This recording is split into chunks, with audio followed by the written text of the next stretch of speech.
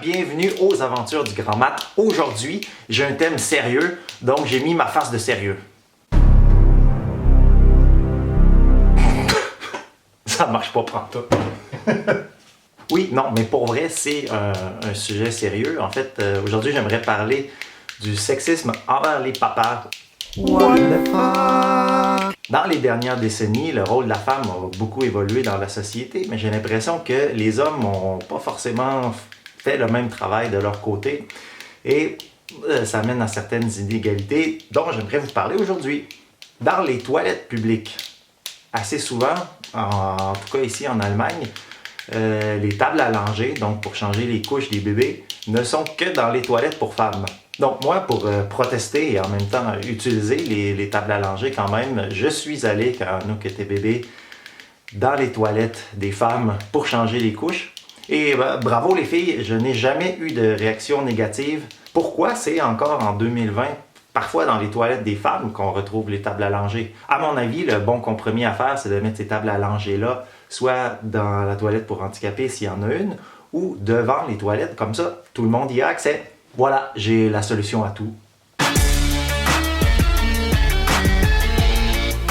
Un autre exemple, c'est que dans notre cas, même si c'est moi qui paye les frais de garderie, même si j'ai laissé mon numéro de téléphone et tout, en cas de problème, on appelle toujours la mère. Et ce, même si la mère est partie depuis une semaine à l'étranger, que je suis tout seul ici, que j'ai emmené ma fille à la garderie, que je suis allé la chercher.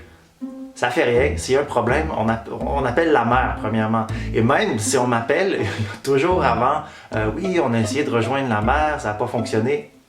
Mais pourquoi? C'est des habitudes qui sont restées probablement, mais il est encore temps de les changer. Autre chose dont j'avais envie de parler, mais qui n'est pas forcément juste pour les papas, c'est la cuisine. Alors, je ne sais pas si vous vous souvenez du temps avant Corona, une époque où on pouvait inviter des amis à la maison pour manger, passer du bon temps ensemble. C'est fini.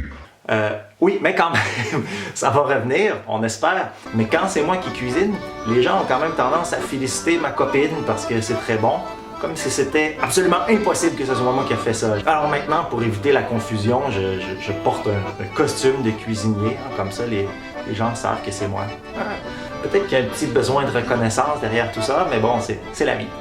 Parfois, quand je suis à l'extérieur, au terrain de jeu, ça arrive pas trop, mais par exemple, si je suis en train tout seul avec la petite ou un peu plus à l'extérieur, c'est gentil, il y a une réaction positive des gens, mais ça dénote quand même une certaine surprise, comme si c'était pas normal que le père soit tout seul avec les enfants et la maman est pas là. C'est comme si c'était un privilège. On a offert des vacances à la maman. C'est dommage que ce soit encore une surprise. Et ça dénote que les habitudes dans les têtes n'ont pas encore changé à 100%, mais je crois que c'est en chemin.